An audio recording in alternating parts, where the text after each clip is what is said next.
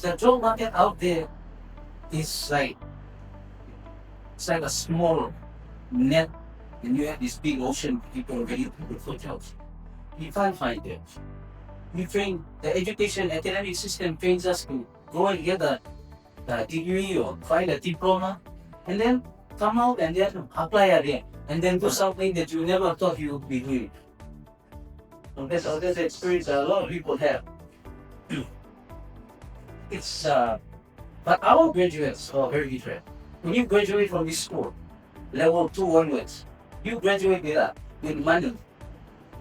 You don't just graduate with paper. Our graduates in this school, level 2, they get a dividend. We're the only school that pays a dividend to our students. Because you work hard for it now. Level 3, they graduate, they have 4,000 PIN savings in their account. Level 4, when they graduate with 20,000 in their account.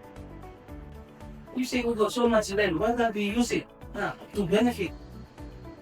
We say we have the possession of resources does not make us rich. That's the problem. We have this illusion that, because we possess it, or I must possess it. In order to have money, I must have money. No matter. Papa said by talking you, school by talking you. You can go to the bank and use other people's money to be rich.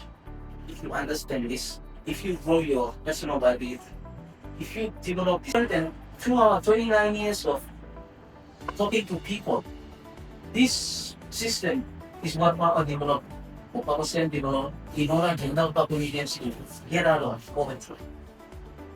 It's a business-based system, not an academic system, education system. And in our school, it's about developing this, what we call personal power, the willpower. Because a lot of us have been indoctrinated by the education system, by religion, by a lot of things, media, social media, mainstream media, that we need help outside. When really, everything you need to be successful in life is inside. It's within you. You have everything you need today. If you think today that, I'm poor out, me not got salary because I was born in the settlement, or because I was raised by, my papa mom would use me and I need orphan and it's like that. There's a they call it the 90-10, the 90-10 principle. And it's like this. It says that 10% of things that happen to you, you got no control on. When you grow up, the environment you live in, the family you have, your brothers, sisters, you can't choose parents, can't choose your parents. That's 10%. But 90%, you have control. How you react, the decisions you make, those things you have control over. And that is what we talk about. Building yourself, the success. Our training is built is based on this pyramid here. See that logo there? It's not a logo, just a picture. There's a meaning behind it. And it stands for the one value, one principle and 4 disciplines. In life, this is the foundations of success. Every time you must have this one principle, which is adding value. Add value to people around you. Add value to your friends, add value to environment, add value to your resources. If you are somebody that adds value, and what you are doing is you are depositing to the universal account. You know how we want to go and withdraw at the ATM. We know when we go and withdraw, there's been a deposit made. But today, we are waiting for withdrawal. We're asking the universe, when are you going to give me that big lump sum money, or give me that big opportunity for a job, when you haven't deposited into the universal account? When you are adding value, which is the definition of revive, when you are adding value, that is, you are depositing to the universal account. When Papa said lost everything, he started with nothing, literally zero. He said, after 25, 27 years that time, he said, when I calculated, I spent about 5 million. He said,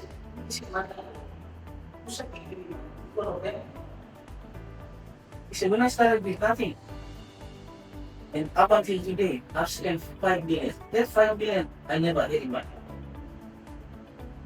This is what he said. The answers. We think there is a bank, a physical bank,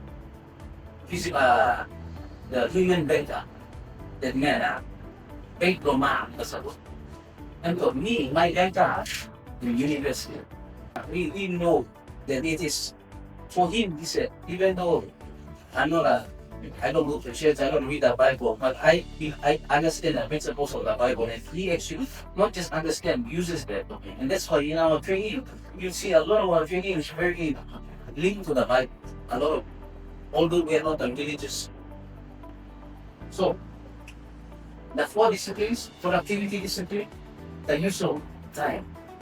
We waste a lot of time. See, one example is, you and I have 24 hours. 8 hours we use it for work. Every right? Some like to work 18 hours. You know. But we all have average 8 hours to do work. When you are doing your business, you look at your 8 hours and how you can use your 8 hours. Whereas the business class mindset, he's looking at all 10 of you multiplied by 8. 80 hours to do work for you. Okay. You see the difference? When you have 8 hours to do your business, the businessman, we will employ 500 people, multiplied by 8, it's for 4,000 hours a day. You have only 8 hours. You are not in competition. This is the problem. We want to go into business and we go out there and our sharking or waiting like that. We are like small fish in the big ocean, and there's the sharks and the whales and will just come and swallow us up. Because they got X number, N number of people working for them. And you are by yourself. You somehow, you working below, you cooking 5 you should 8 hours per day. You working 100 plus you taking money.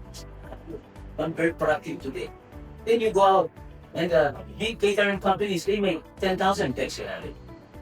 How are you gonna beat them on price? So that's productivity discipline. Economy discipline, use of money. In our level 2, we'll give you 10 kina.